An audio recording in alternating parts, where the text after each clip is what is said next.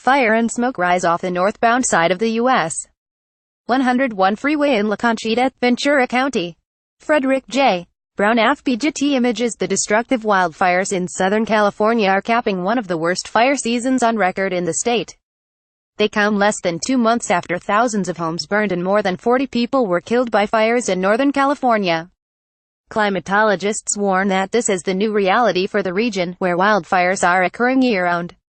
Los Angeles residents Neil Fazari and his wife, Kirsten, are stunned to see such a large wildfire this late in the year. "It was a shock this morning when our neighbors knocked on our door," Kirsten said. "I thought it was over. I thought that season was over," Neil adds. The couple wiped a thick layer of ash off the windshield of their SUV and pointed up at their street where they evacuated. Their neighborhood in LA's Sepulveda Pass, a brush-covered canyon on the city's western edge, is adjacent to the nation's busiest freeway and just below the famous Getty Museum. It's now full of fire trucks and dense with smoke. The immediate culprit of the 5 major fires burning in Southern California right now is the Santa Ana winds, the hurricane-force gusts that flow off the Mojave Desert and ignite infernos from things like toppled power lines or carelessly tossed cigarette butts. It's not unusual to get Santa Anas this late. It's just that by now Southern California's rainy season should have started.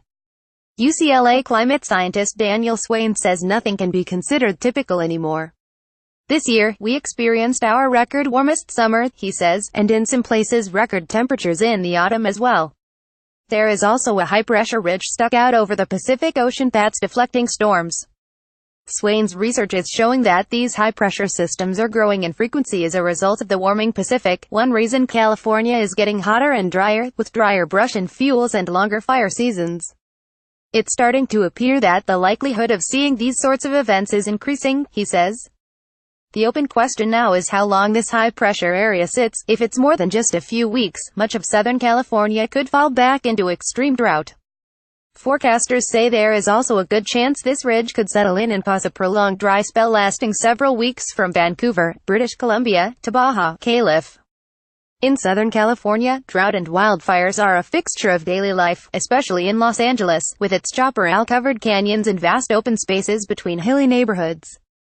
Fire agencies here are considered some of the best in the world at knocking down urban brush and wildland fires before they consume neighborhoods. But in extraordinary conditions like these, with the fires burning so erratically, it's not even safe for firefighters to try to protect homes at times, let alone try to contain the flames.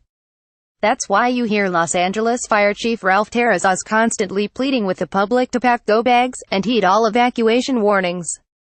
The people in this area and all areas of the city that have a brush fire threat need to continually monitor the media, he warns. Wednesday night, millions of cell phones buzzed across Los Angeles County with an emergency alert warning of extreme fire danger. This new norm is unsettling for people like the Fazaris, who moved here from New York a few years ago. They, too, were prepared and ready to leave. But Neil says he's second-guessing living in a city where you have to have an emergency kit packed at all times, whether it's for fires, floods, or earthquakes. "I don't really care for that," he says. "I don't like that so much. I'm kind of over the wildfire thing, to be quite honest."